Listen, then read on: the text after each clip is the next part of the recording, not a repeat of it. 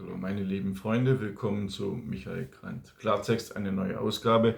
Wenn ihr im Hintergrund die Vögel hört, das sind die Papageien, die jeden Morgen hier Theater machen. Aber ich liebe sie. Ich mache meine Videos immer morgens zwischen 5 und 6 Uhr und da wachen auch die Papageien dann auf. Heute möchte ich eine weitere Geschichtslüge aufdecken. Ihr wisst, ich möchte die Geschichte des Dritten Reiches und des Zweiten Weltkrieges richtig stellen. Nicht verherrlichen, nicht dämonisieren, wie es jeder macht, sondern einfach nur richtig stellen. Aber alleine dieses Richtigstellen wird ja heute schon als Relativierung gesehen, obwohl jeder Wissenschaftler relativieren muss, weil sonst gibt es keinen Fortschritt in der Wissenschaft. Heute zum Thema Fakten zum Volksgerichtshof. Aus den Medien kennen wir den Volksgerichtshof, VGH, nur so. Ein durchgeknallter, durchgedrehter Gerichtspräsident Roland Freisler, der die Angeklagten niederbrüllt und sie aufs Schärfste erniedrigt und beleidigt.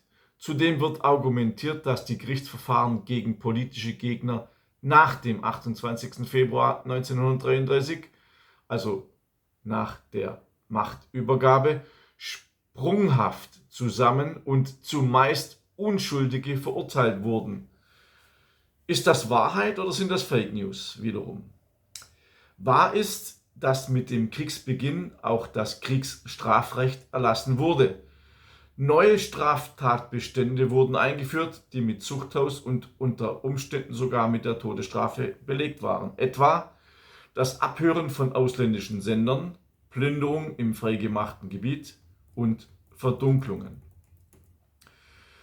Es gibt ja immer wieder bei meinen Kommentaren Menschen, die glauben, alles zu wissen, die grundsätzlich alles negieren, alles kritisieren, alles widerlegen wollen. Ich finde es absolut super, dass es solche Menschen gibt. Gratulation an euch. Ich freue mich auf euren eigenen YouTube-Kanal, auf eure eigenen Bücher. Deshalb frage ich genau diese Leute, was glaubt ihr denn, wie viele Todesurteile gesprochen wurden vom Volksgerichtshof? Weil wir haben ja im Kopf, von den Medien wird es so eingehämmert, es sind Tausende und Abertausende Unschuldige, die umgebracht worden sind, die zum Tode verurteilt worden sind. Ich habe mir mal die Statistiken angesehen, wie groß oder wie die Verurteilungen waren. Es gibt da Statistiken über den Volksgerichtshof von 1934 bis 1944. Objektiverweise muss ich sagen, die Zahlen von 1945 sind nicht eruierbar. 1934 wurde viermal die Todesstrafe ausgesprochen. Viermal. 1935 neunmal. 1936 zehnmal. 1937 waren es 618 Angeklagte und 32 Todesstrafen. Und Achtung, auch so etwas gab es, was ihr in den Medien natürlich nicht hört. Es gab 52 Freisprüche. 1938 waren es 614 Angeklagte, 17 Todesstrafe, 54 Freisprüche. 1939, also mit dem Ausbruch des Krieges, wurde ja das Kriegsstrafrecht eingeführt. 470 Angeklagte, 36 Todesstrafen, 40 Freisprüche. 1940 1091 Angeklagte, 53 Todesurteile, 80 Freisprüche. 1941 1237 Angeklagte, 102 Todesstrafen, 70 Freisprüche. 1942 2572 Angeklagte, 1192 Todesstrafen und 107 Freisprüche.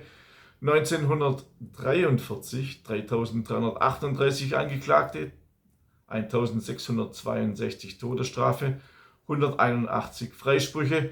1934 4379 Angeklagte, 2097 Todesstrafen und 489 Freisprüche. Insgesamt gab es 16.700 Verurteilungen und rund 5.200 Todesurteile durch den Volksgerichtshof. Sie erkennen an der Statistik aber auch, dass es Freisprüche gab. Diese werden in der Regel nicht erwähnt. Die Anzahl der Todesurteile stieg ab 1942 stark an. Ich habe schon erwähnt, das hatte den Grund, das Deutsche Reich war im Kriegszustand und das Kriegsrecht wurde eingeführt. Die Gründe für die Verfahren am Volksgerichtshof: In der Mainstream-Historie wird suggeriert, dass es sich bei den Verurteilten vor dem Volksgerichtshof fast nur um Unschuldige handelte. Das ist meinen Recherchen nach aber nicht der Fall. Auch einige Prozessakten habe ich durchsehen können. Vor dem Volksgerichtshof gab es insgesamt 5 Verfahrensklassen. Es gab 5 Verfahrensklassen. Erstens Spionage, zweitens Opposition, drittens Heimatfront, viertens Annexion und fünftens Sonstige. Zu den Spionageverfahren gehörte, es handelte sich hierbei um Personen verschiedener Nationalitäten, die aufgrund eines Landesverratstatbestandes, in der Regel wegen der Beziehung zu einem ausländischen Nachrichtendienst, also Geheimdienst, angeklagt wurden. Das ist völlig legitim und wurde auch in jedem anderen Land so gemacht. Oppositionsverfahren. Diese betrafen wegen Hochverrats angeklagte Deutsche, in der auch der militärische Widerstand vorkam. In der Mehrheit bezogen sich diese Verfahren allerdings auf Kommunisten und Sozialisten. Es handelte sich hier vor allem um den deutschen Arbeiterwiderstand. Aber es gehörten auch die Leute dazu, die Attentate auf Hitler und die NS-Führung geplant und durchgeführt hatten. Heimatfrontverfahren. Sie bestanden aus Angeklagten wegen Wehrkraftzersetzung und aus Personen, die den ausländischen Rundfunk abgehört und die Informationen verbreitet haben sollen. Annexionsverfahren. Diese betrafen ausländische Personen, die wegen Gebietshochverrats angeklagt wurden. Sie verfolgten das Ziel der Befreiung annektierter Gebiete, also wollten Revolten und Aufstände anzetteln. Sonstige waren alle Personen, die in den genannten Verfahren nicht einzuordnen waren. Die beiden Historiker Grimm und Lauf resümieren in ihrer Forschungsarbeit mit dem Titel Die Abgeurteilten des Volksgerichtshofes, eine Analyse der sozialen Merkmale, ich zitiere: An dieser Stelle sei nochmals darauf hingewiesen, dass Verfahren gegen Jugendgruppen wie die Weiße Rose und auch gegen den deutschen nationalkonservativen Widerstand nur eine quantitativ völlig untergeordnete Rolle spielen.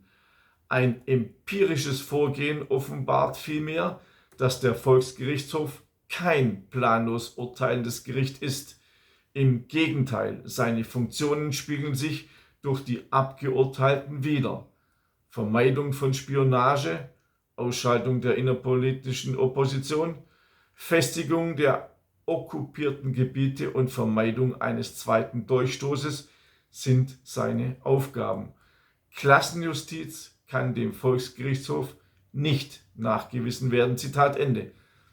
In welchem Geschichts- oder Schulbuch lesen Sie solch eine objektive Beurteilung? Bleibt festzustellen, dass lediglich rund 1/3 aller vom Volksgerichtshof abgeurteilten Personen der Opposition zuzurechnen waren. Unserer Geschichtsschreibung nach erweckt dies allerdings den Eindruck, als wenn es die meisten gewesen wären.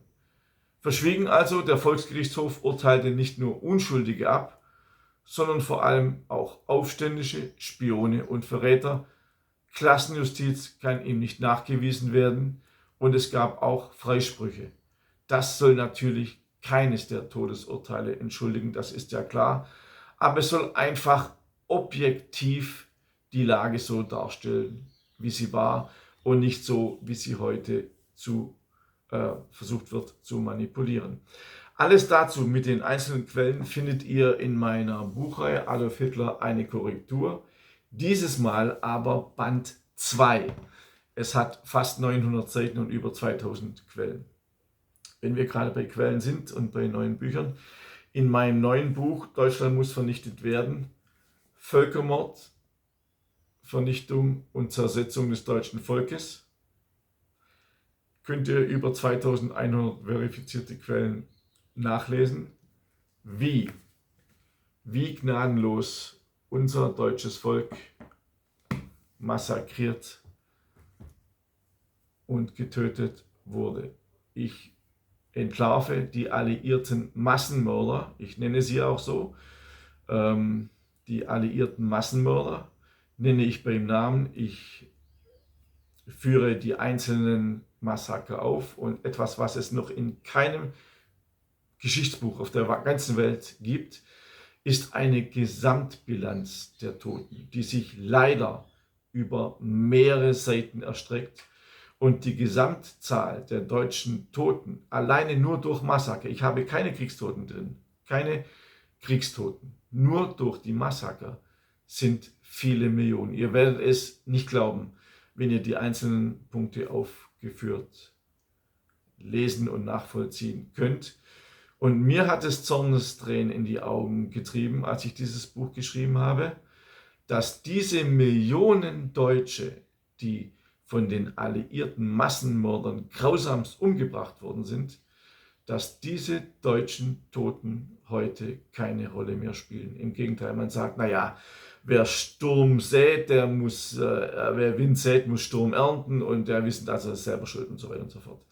Jeder einzelne tote Deutsche ist ein Toter zu viel.